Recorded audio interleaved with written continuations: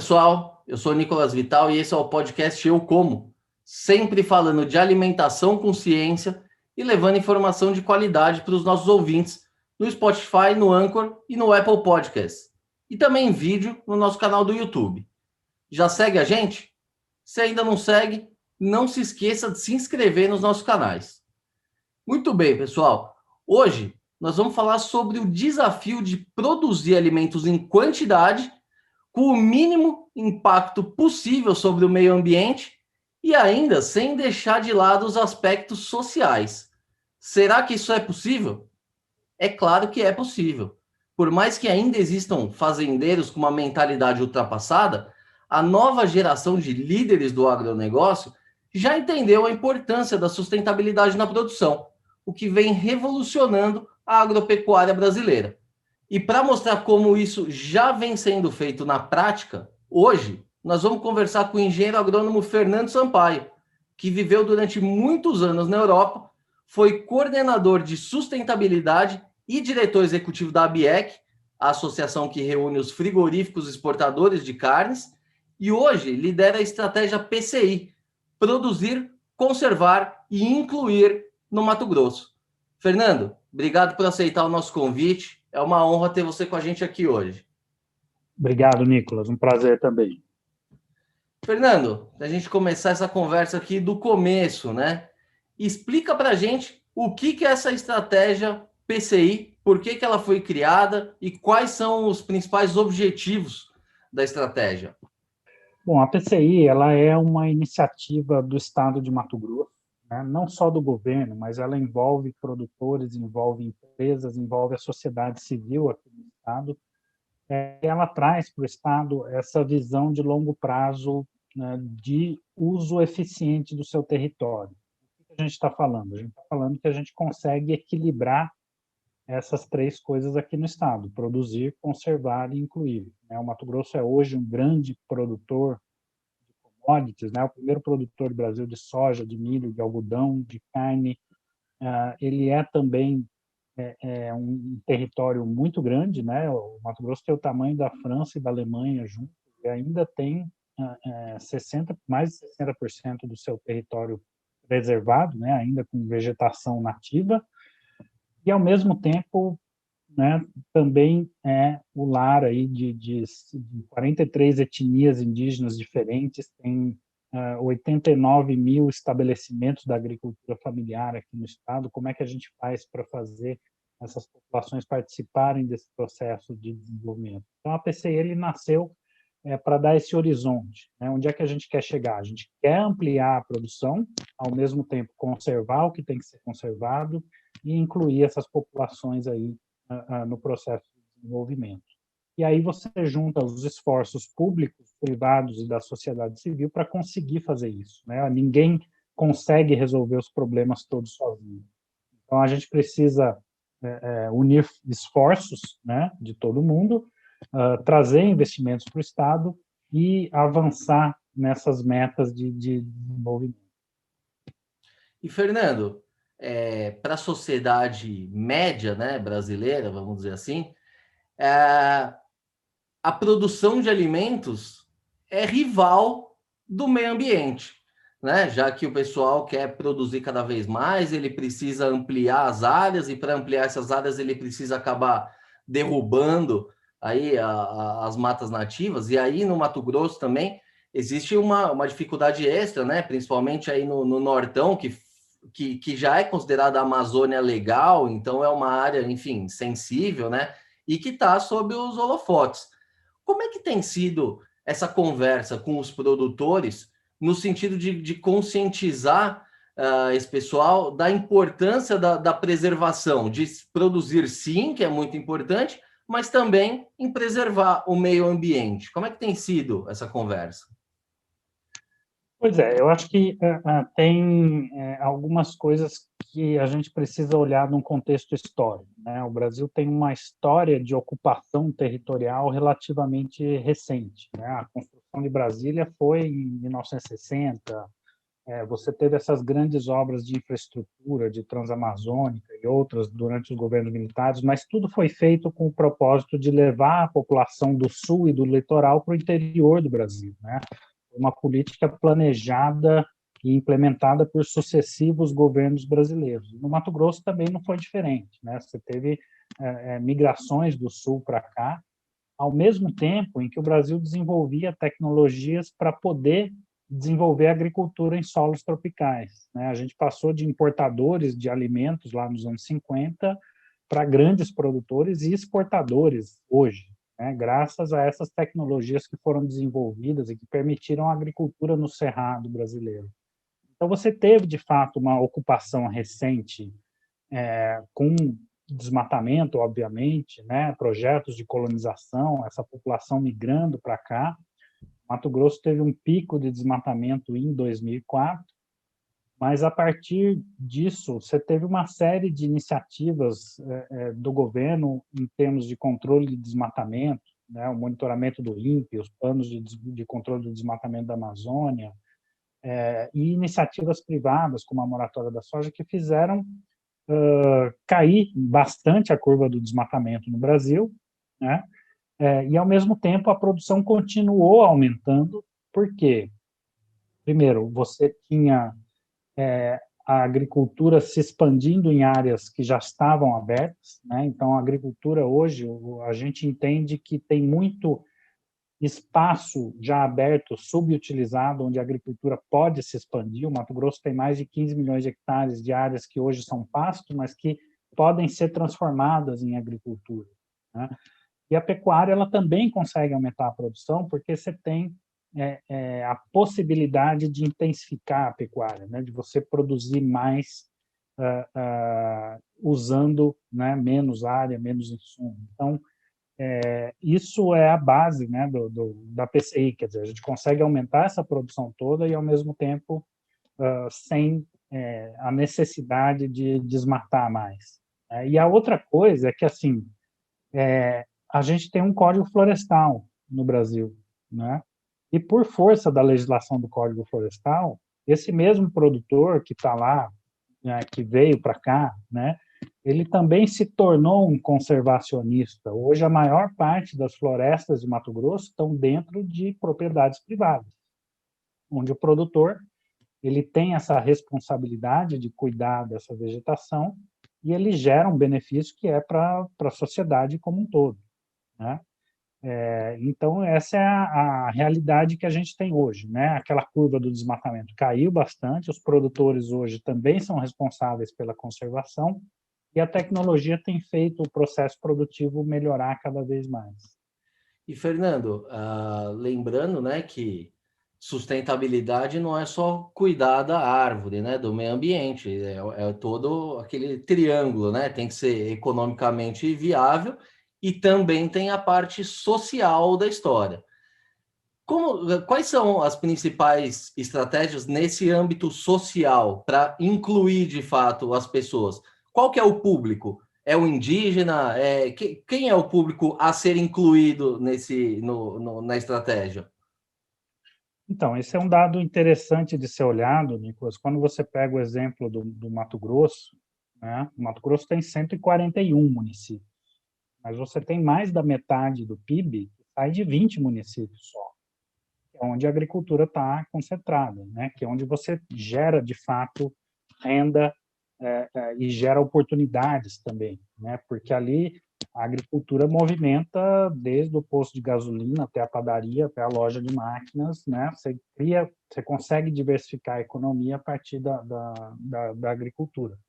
Você tem municípios, né, que estão à margem desse processo, que, por um lado, também, né, são municípios que têm muita floresta ainda, e hoje, tipo, a ideia de desenvolvimento nessas regiões eu vou desmatar tudo e plantar soja, né, porque é o que dá dinheiro, isso é o que está na cabeça das pessoas, né? Só que, primeiro, em nem todo lugar isso é possível, né? Tem lugares que simplesmente você não tem aptidão, né? Tem lugares onde a soja não consegue se expandir e onde não precisa desmatar, como eu falei, né? Você tem área de sobra aí em pastagem para transformar em agricultura. Como é que a gente enxerga esse processo de inclusão? A gente está estudando, né, oportunidades em outras cadeias produtivas que também sejam capazes de gerar emprego e renda para essas populações, né? Onde tem uma presença muito grande da agricultura familiar também e de povos indígenas. Então, você tem cadeias da sociobiodiversidade, por exemplo, aqui no noroeste do Mato Grosso, você tem a cadeia da castanha, você tem oportunidades, né? A gente conhece cooperativas ali que têm grandes contratos para castanha, para óleo, para outros produtos. Você tem o manejo florestal sustentável, né, que é uma forma de você explorar a madeira nativa sem destruir a floresta. Você consegue fazer isso, né, extrair a madeira deixando a floresta em pé. Então, você cria uma economia florestal a partir do manejo. Você tem oportunidades em cadeias como o cacau, por exemplo, que é uma cadeia típica da agricultura familiar, porque você precisa de uma mão de obra ali, de áreas pequenas para poder cuidar, né? Ela demanda muita mão de obra, mas o produtor hoje que tem uma pecuária extensiva, você restaura parte da área dele com cacau, você dobra a renda desse produtor, né? E, de quebra, reflorestando ainda uma área que ele tem, né? O cacau é uma planta amazônica e o Brasil está importando 60 mil toneladas de cacau por ano. Quer dizer, você tem oportunidades de negócio, né?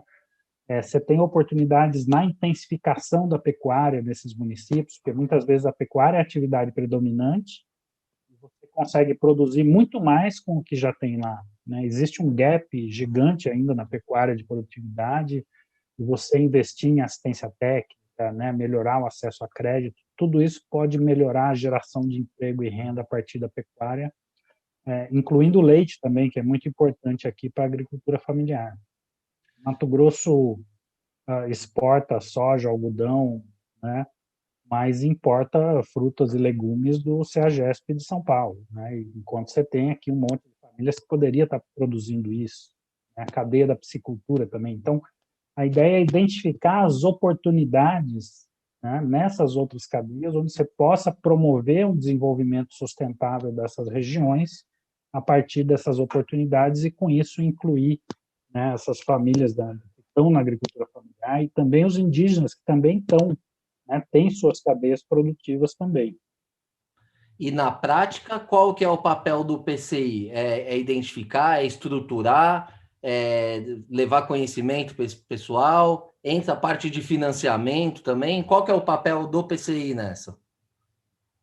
Então, eu acho que um primeiro grande papel é assim, essa visão de longo prazo, né? Esse horizonte para todo mundo.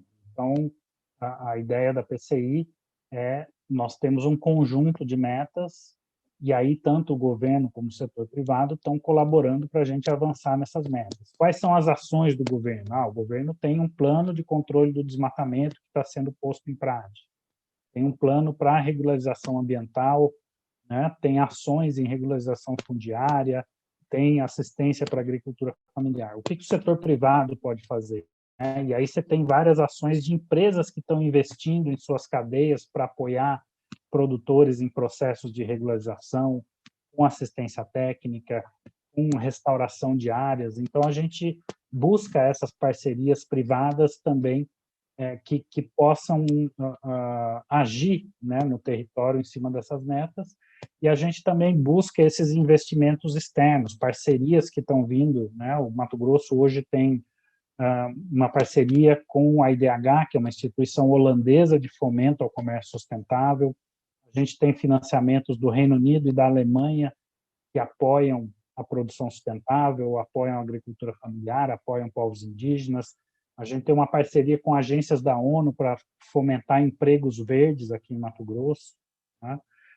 Ações, né, projeto de regularização fundiária financiado pelo Fundo Amazônia. Então, assim, são uma série de investimentos que estão ajudando a destravar alguns gargalos e complementar o orçamento, né, que o próprio Estado de Mato Grosso tem para a gente fazer as coisas acontecerem. E, Fernando, você citou aí algumas metas, né, pré-estabelecidas. Me conta um pouquinho quais eram essas metas, enfim, e como é que vocês estão trabalhando aí para atingir. Eu não sei quando que é o deadline da meta, enfim, fala um pouquinho sobre essas metas pré-definidas. Então, a PCI ela nasceu lá em 2015, né? Em 2015 a gente tinha toda uma conjuntura, né? Uma nova liderança política no Estado. A gente estava às vésperas do Acordo de Paris, então todos os países negociando metas e compromissos também, né? Você tinha empresas cada vez mais com compromissos de desvincular o desmatamento de suas cadeias produtivas. Isso gerou uma série de discussões aqui em Mato Grosso entre o governo, os produtores, né, as ONGs da sociedade civil aqui. E dessa discussão toda foi nascendo essa visão da PCI, né? As metas são, por exemplo, no eixo P, que é o produzir, né, recuperar 2,5 milhões de hectares de área de pastagem, ampliar a área de grãos em cima de áreas de pastagem já abertas, ampliar o manejo florestal, a floresta plantada, implementar o Código Florestal, reduzir o desmatamento, ampliar acesso a crédito, mercado e regularização fundiária para a agricultura familiar no eixo I. E isso foi, né, na época, Mato Grosso levou isso para a COP lá em Paris e apresentou isso como um compromisso do Estado. Olha, essas metas aqui é onde a gente quer chegar, a maior parte delas são para 2030, né? Então a gente está aí no meio do caminho. E isso foi apresentado em Paris como esse compromisso de Mato Grosso, né? Mato Grosso quer chegar, a gente quer fazer isso tudo aqui, mas o governo não consegue fazer tudo sozinho, a gente precisa de parcerias e a gente precisa de investimentos para fazer isso acontecer. E, Fernando, você falou, esse daí é um compromisso do Estado do Mato Grosso. Olhando de fora aqui, esse deveria ser um compromisso do Brasil, né? Por que o Estado resolveu tomar a frente nessa decisão de firmar esses compromissos? É porque não tinha perspectiva nacional de um plano como esse? Não, na verdade, o Brasil tem um compromisso que é a NDC, né? O compromisso do Brasil é o que ele assinou lá em Paris, o que o país ia fazer. Então, a NDC brasileira também tem a ver com redução do desmatamento, com integração lavoura-pecuária, restauração de pastagem, entre outras coisas, né? O que o Mato Grosso fez foi também apresentar um compromisso nesse nível subnacional, primeiro, por quê? O Mato Grosso entende que, né, a produção é a atividade mais relevante economicamente aqui para o Estado. A gente precisa garantir esse acesso ao mercado internacional, né? E isso foi apresentado também para criar oportunidades, né? Oportunidades de atração de investimento, de atração também de compradores para os nossos produtos, porque o que a PCI significa também para essas empresas é que, à medida que a gente avança nesse compromisso, a gente está reduzindo o risco socioambiental que elas têm de operar aqui. E você está vendo como essa agenda de ESG está entrando, né, não só nas empresas, mas nos bancos, fundos de investimento. Então, o Estado tem esse entendimento, né, que se eu me comprometo e eu demonstro progresso nessas metas todas, eu estou, na verdade, reduzindo o risco para quem quer fazer negócios com Mato Grosso. Isso é o que está por trás da intenção do Estado, onde a agropecuária é tão importante, né, para a gente. E esse tipo de ação, você que está aí desde o começo, né, da PCI, já dá para ter um feeling aí dos resultados práticos.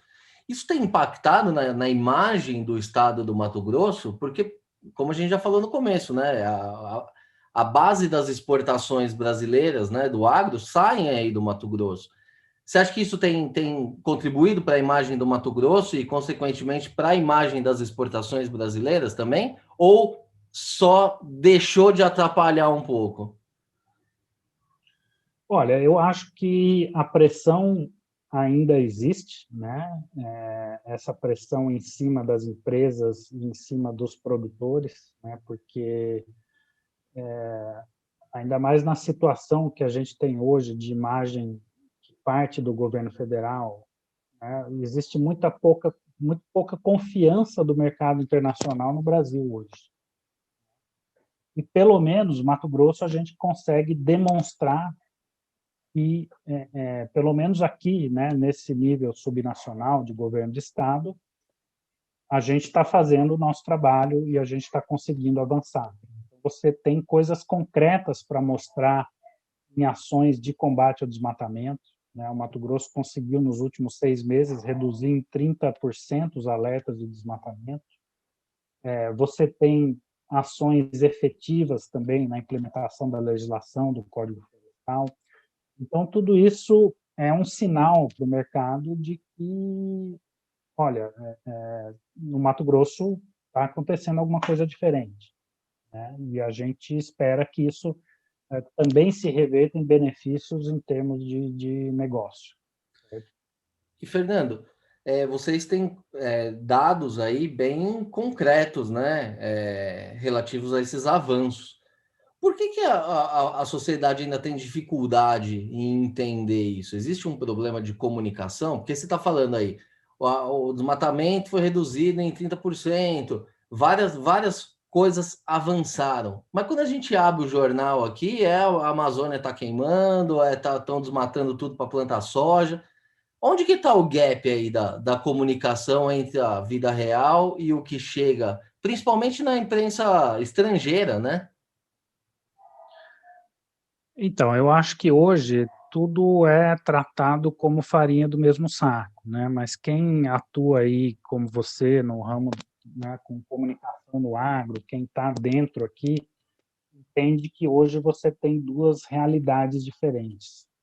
Uma é essa do agronegócio moderno, exportador, que usa tecnologia, né, que atende esses mercados de exportação, que é capaz de responder a esses desafios, né, de garantir critérios socioambientais. Só que esse mesmo agro está convivendo com a grilagem, com o desmatamento ilegal, com a extração ilegal de madeira, né? E lá de fora ninguém consegue diferenciar uma coisa da outra, né? E o Brasil tem falhado em fornecer respostas para isso, né? Quando alguém pergunta, como que é a produção no Brasil? Todo mundo aqui bate no peito e fala, não, a gente é o mais sustentável do mundo porque tantos por cento do país tem floresta e porque, né, a gente tem a lei mais exigente, mas ninguém tem resposta para esses desafios. Tá? O que o Brasil está fazendo para acabar com a ilegalidade, para implementar o Código de Fato, para fazer regularização fundiária? Então, acho que a gente tem falhado em fornecer essas respostas.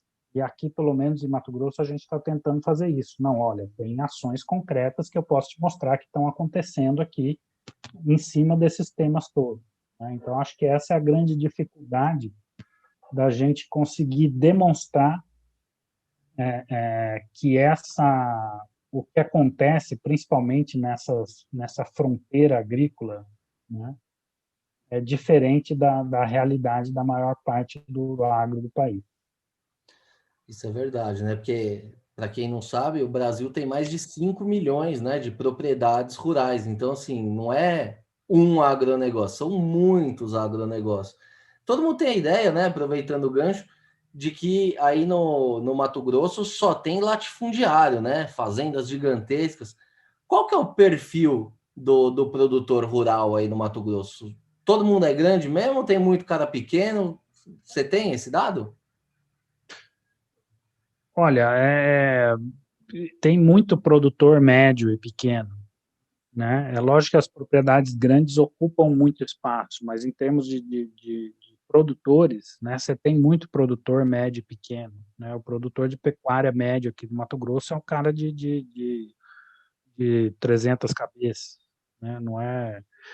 Então, assim, eu sempre uso essa metáfora, Nicolas, mas quando você transporta isso para a paisagem urbana, né, onde você tem lá um condomínio fechado, onde você tem toda a segurança, a infraestrutura, né, um shopping center também, que tudo é bonito e arrumado, né, mas você dobra a esquina, tem um esgoto a céu aberto, tem uma favela, tem tiro, e na realidade rural é a mesma coisa, né, você tem esse agronegócio que está lá e que tem dinheiro, tem infraestrutura e tem recurso, mas do lado de fora você ainda tem muita pobreza, muita ineficiência, muita violência mesmo, né?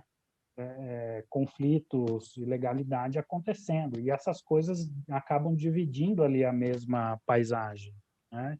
E quando a gente fala da PCI, a gente está pensando no território rural como um todo, com tudo que tem dentro, né? Não adianta eu ser sustentável só dentro de algumas fazendas e você ter essas ilhas de prosperidade. Como é que a gente faz para ter todo o território rural, né, com todo mundo regularizado, produtivo, eficiente, aplicando boas práticas, respeitando a legislação? Então, esse é o grande desafio que a gente tem, né? Inclusive, você tem muita pobreza rural, né? A maior parte da produção hoje no Brasil sai de um número pequeno de propriedades. Então, esse é um desafio do Mato Grosso, mas é do Brasil inteiro, de pensar o território rural no seu conjunto, produzir onde tem vocação para produzir, conservar, né, o que tem que ser conservado e gerar emprego, renda para todo mundo. Eu acredito que o grande problema mesmo aí que hoje a gente tem no agronegócio são os produtores que não estão incluídos, né, no sistema, porque ele não tem nada a perder, para ele tanto faz se ele desmatar ou não desmatar, ele já está fora do sistema mesmo. Como vocês acessam essas pessoas? É por meio de prefeitura? Vocês trabalham em loco? Como é que é o trabalho prático mesmo do dia a dia de tentar identificar a realidade, levar soluções para esses produtores? Deve ser complicado, né, no estado do tamanho do Mato Grosso?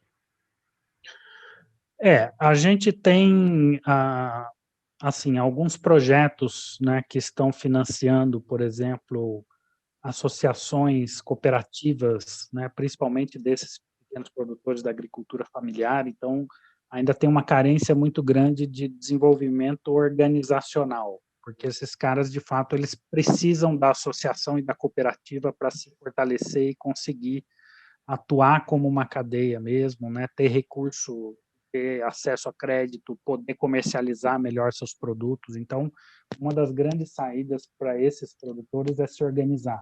A gente tem projetos hoje financiando essas organizações, além de financiar as ações de campo, né, de apoiar a regularização desses caras, porque ele não tem o papel lá da posse da terra, não tem o cadastro ambiental, ele não consegue pegar dinheiro no banco, e aí ele não consegue investir para melhorar a produção, né? Então, assim, é uma sequência de coisas, de ações que precisam acontecer para você evoluir. Mas a gente também tem atuado com alguns municípios, né, para que esses municípios também comecem a olhar o seu território rural, identificar oportunidades que existem ali, né, quais são as cadeias importantes que existem ali, que oportunidade de negócio que tem, como é que a gente faz para atrair investimento para esses negócios. Mas, de fato, é um trabalho complexo num território gigante, né? A gente tem avançado em algumas frentes, tem vários projetos de campo acontecendo de apoio a esses produtores, principalmente com assistência técnica, mas a ideia é que a gente precisa criar maneiras de ter um fluxo permanente de investimento entrando no território, né? Uma das maneiras que a gente está enxergando no futuro de fazer isso é o mercado de carbono. Ou seja, eu tenho um território onde você está reduzindo emissões porque você está reduzindo o desmatamento, aplicando boas práticas produtivas. Como é que essa redução de emissões de carbono pode se reverter em benefício para quem está fazendo isso? E esse é o grande desafio futuro que a gente tenha de colocar isso para funcionar. É o tal do pagamento por serviços ambientais. Exato. E, assim, apesar disso ainda estar sendo discutido nos acordos internacionais de COP, né, você vê no setor privado mesmo as empresas já embutindo isso nos seus modelos de negócio, né? Hoje você vai lá na Holanda abastecer num posto da Shell, você tem a opção lá de abastecer com uma gasolina carbono neutro. Você vai pagar 1 centavo a mais. Esse centavo a mais, a Shell está comprando de carbono em algum lugar do mundo que tem floresta, né? Isso está entrando não só nas grandes petroleiras, empresas de energia, né, Você tem o exemplo da Bayer, por exemplo, né, que é uma fornecedora de insumos para a agricultura, onde ela também está pagando por esse carbono do agricultor que aplica boas práticas, e várias outras que estão pensando, como é que eu boto isso? Né? E aí o setor privado tem essa tendência de avançar mais rápido ainda do que enquanto negociações todas estão tomando forma ainda. Né? Mas esse dinheiro já está chegando na mão do produtor brasileiro ou ainda não? Olha, existem, né, o exemplo que eu citei da Baia, que está testando isso, né, eles têm um projeto piloto, mas assim, Mas da Shell, por existem... exemplo, o cara já pagou um centavo a mais lá na Holanda. Onde que vai parar esse dinheiro? Então, a Shell tem, porque assim, uma coisa tem vários mercados de carbono, né, uma coisa é o RED, que é o dinheiro do carbono aqui do desmatamento do Mato Grosso. Se eu reduzir o desmatamento, eu gero créditos de redução de emissões, né? E aí, quem faz isso é o estado de Mato Grosso. Então, a Shell tem acordos com algumas regiões no mundo que têm floresta e estão reduzindo o desmatamento. Né? Outra coisa é de privado para privado ali, né? Do produtor para buyer, por exemplo. Né? Ou do Porque produtor para algum cliente. pensando com a cabeça do produtor, já que eu vou ter que abrir mão da minha área aqui, eu que tenho que ser remunerado, né? Então eu acredito que essa seja uma forma mais eficaz de convencer o produtor a manter a floresta dele em pé, né? Sim, O com caminho é esse, certeza. é Né? que o dinheiro vá parar no bolso dele. É, então, na verdade, o benefício tem que ir, né, para quem está ajudando a mitigar mudanças climáticas, seja preservando florestas, seja aplicando boas práticas agropecuárias. Né? Então, a ideia é justamente todo mundo pensando hoje em como criar mecanismos para fazer isso funcionar, mas com certeza o caminho é esse de incentivo. Né? Esses projetos que o Mato Grosso tem hoje, que são recursos de doações internacionais, por exemplo, eles ajudam a destravar alguns gargalos, né? Mas o grosso da transformação que a gente precisa fazer acontecer vai desse tipo de mecanismo de incentivo. E, Fernando, a gente está nesse tema ambiental aqui, não dá para a gente não falar de desmatamento, né? Você bem citou, a gente tem o Código Florestal, é uma das legislações aí mais rígidas, se não for a mais do mundo, né? Só que o nosso Código Florestal, ele estabelece o desmatamento legal, né? Você tem uma área ali, você pode desmatar um percentual. Existem produtores que ainda não abriram toda a área possível, né, dentro da lei. E, ao mesmo tempo, existe um movimento para não derrubar mais. Como é que fica isso? Qual que é a posição do PCI em relação a esse tema do desmatamento legal? Como é que vocês enxergam isso? Bom, eu acho que é bem simples, né? Desmatamento ilegal não tem jeito. Você trata isso com comando e controle, né? Fiscalização de uma forma eficiente. Você tem melhorado os sistemas de alerta de desmatamento. Então, diariamente hoje a gente enxerga onde está o desmatamento e o que precisa ser feito para, né, a gente consegue pegar o desmatamento no começo, não depois que ele já aconteceu como era antes. Por isso que a gente está conseguindo reduzir o desmatamento. Agora, o desmatamento legal, você vai ter que negociar com isso à base de incentivos. Né? Mas o que a gente tem falado, Nicolas, é que o que a gente percebe, né, no mercado é que criou-se essa premissa de que um produto sustentável é um produto desmatamento zero. Né? Então, só é sustentável se for desmatamento zero. Né? E isso gera um conflito muito grande com os produtores por conta disso que você já falou. O cara já tem um peso ali muito grande, que é o Código Florestal, onde ele tem todo o custo e não recebe benefício nenhum. Né? E aí você vai lá e, de quebra, né, impede ele de abrir áreas que são dele, que são privadas. Né? E o produtor simplesmente entende isso como um confisco de propriedade.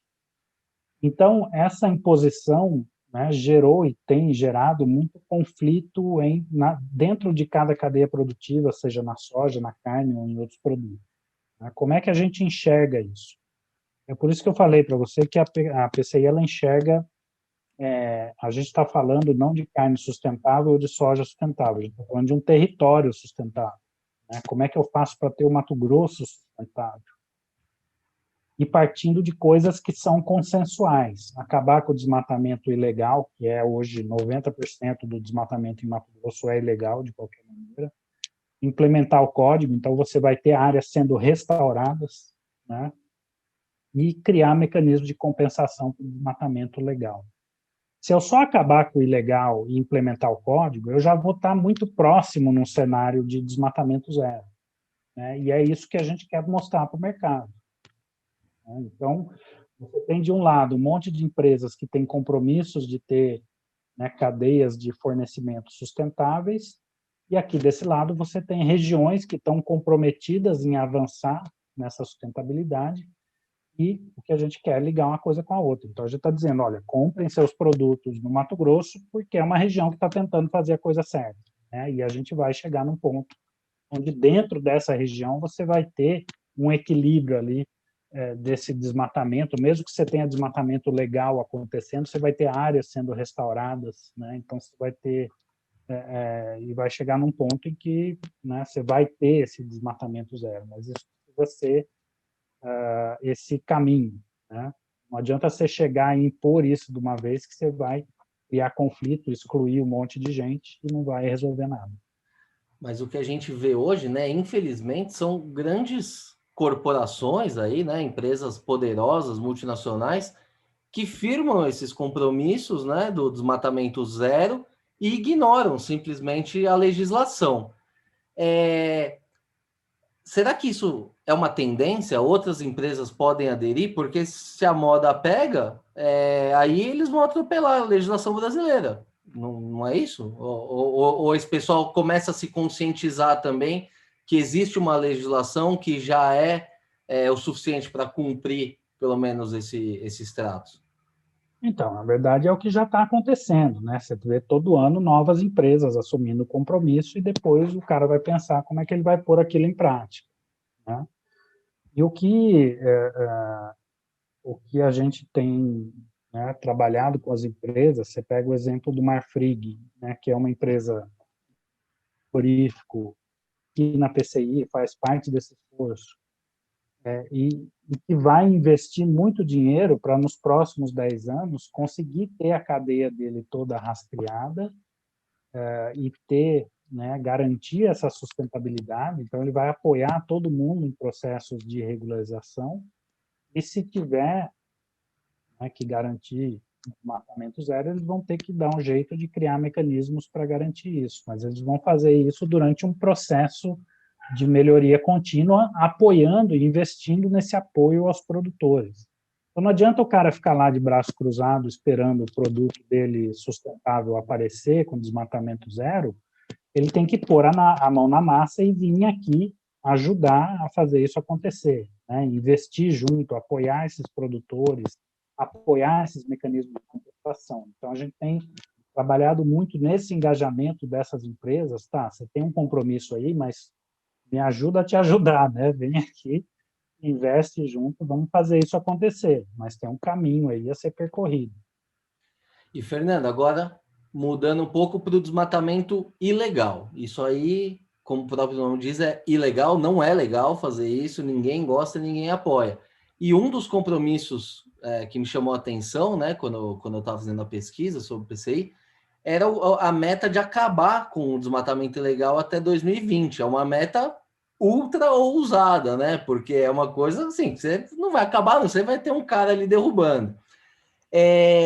Enfim, eu sei que tem um trabalho, vocês investiram muito aí no monitoramento, né, em meios eficazes para tentar, ao menos, reduzir esse problema.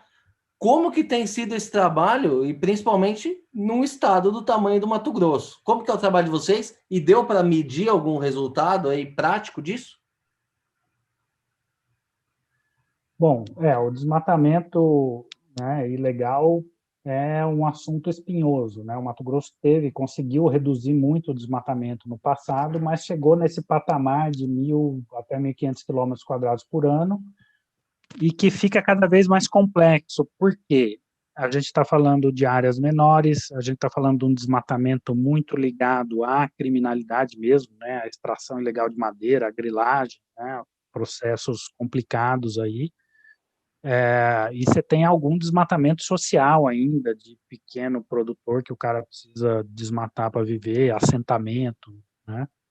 Bom, o que tem sido feito, né? Primeiro, para fazer isso funcionar, você precisa ter liderança política, né? O que o Mato Grosso fez é que o governador foi sagaz aí a colocar esse controle do desmatamento no topo da agenda política dele. Ele viu que isso era importante para um estado produtor, né? Então, o próprio governador preside um comitê estratégico de combate ao desmatamento ilegal, onde você não tem só a SEMA, você tem a SEMA, você tem o IBAMA, a SEMA, a Secretaria do Meio Ambiente, né? Mas você tem o IBAMA, você tem a Secretaria de Segurança Pública, o Corpo de Bombeiros, todas as agências governamentais que podem lidar com desmatamento ilegal estão sentadas juntos ali com o Ministério Público, né? Então, você tem essa integração entre os órgãos, você tem uma liderança política, você tem orçamento. No ano passado, o Mato Grosso investiu 32 milhões no controle do desmatamento, esse ano vão ser 73 milhões, e aí tem recurso de orçamento do Estado, teve recursos que vieram da Lava Jato, por exemplo, que o Ministério Público destinou, tem recursos de programas internacionais, como o REN, né, dinheiro da Alemanha, que vem apoiar algumas ações ali. Você tem inteligência, né? Esse sistema de alerta por satélite que te mostra ali em tempo real onde o desmatamento está acontecendo. Você cruza essa informação com o cadastro ambiental rural. O desmatamento está dentro do CAR, você sabe quem é o responsável. Você consegue ligar para o produtor e falar: para que eu estou te vendo, né? E prevenir assim um desmatamento maior. E dar sequência nas ações legais, né? Muito de multa e ações aí prescreviam porque o negócio sumia, ficava parado. Então, hoje tem uma força-tarefa de advogado dentro da Secretaria de Meio Ambiente para não deixar o negócio morrer. E isso tudo junto tem dado efeito, né? Junto com fiscalização de campo, remoção de máquina, tudo que o governo federal deveria estar fazendo e não está fazendo, a gente está fazendo, né? Então, isso tem dado efeito, né? Lógico que a gente não chegou na meta de acabar com isso em 2020, a gente está agora reformulando o plano, né, de prevenção e controle do desmatamento até para poder repactuar essa meta, né? Porque também muito desse investimento demorou para acontecer também, né? Tudo isso levou tempo. Mas, de fato, a gente está agora começando a observar o impacto real, né, na redução do desmatamento. Mas, assim, o fato é que a Amazônia inteira hoje tem 60 milhões de hectares de áreas que não são destinadas, né? É área que não é unidade de conservação, não é terra indígena, não é privada, são terras da União, estão lá aptas a serem griladas, né? E que esse é um grande problema também. E boa parte disso está no Mato Grosso também, ou não? Não, estou falando da Amazônia como um todo, né? Tem Não, mas muito digo, no existe Pará, uma no parte Amazonas, aí mas ainda da ainda tem União. no Mato Grosso também, né? E assim, teoricamente é uma área que não é de ninguém, mas a hora que você vai lá tem um monte de gente lá, né? Então, a regularização fundiária continua sendo um gargalo gigantesco também para a Amazônia inteira. Isso aí. Fernando, essa conversa aqui tá muito boa aqui. Acho que a gente tinha conversa aqui para mais umas 2 horas, mas o nosso tempo, infelizmente, está chegando ao fim. Queria agradecer aí a tua disponibilidade, tua participação, e estamos aqui à disposição do PCI. Aí, sempre que vocês tiverem novidades, quiserem bater um papo sobre algum assunto específico, é só avisar a gente aí. Obrigado, Nicolas. Você é fera aí nos assuntos aí do agro, da cadeia produtiva. Obrigado pelo convite aqui, por estar com vocês. Imagina, eu que agradeço. Muito bem, pessoal. Essa edição do podcast vai ficando por aqui. Se gostou da entrevista, não se esqueça de seguir os nossos canais no YouTube, no Spotify ou na sua plataforma de streaming favorita. Aproveite e siga também no Facebook e no Instagram. Lembrando que esse podcast tem o patrocínio da Crop Life Brasil e volta com a sua programação normal na próxima sexta-feira. Por hoje é isso e até a próxima.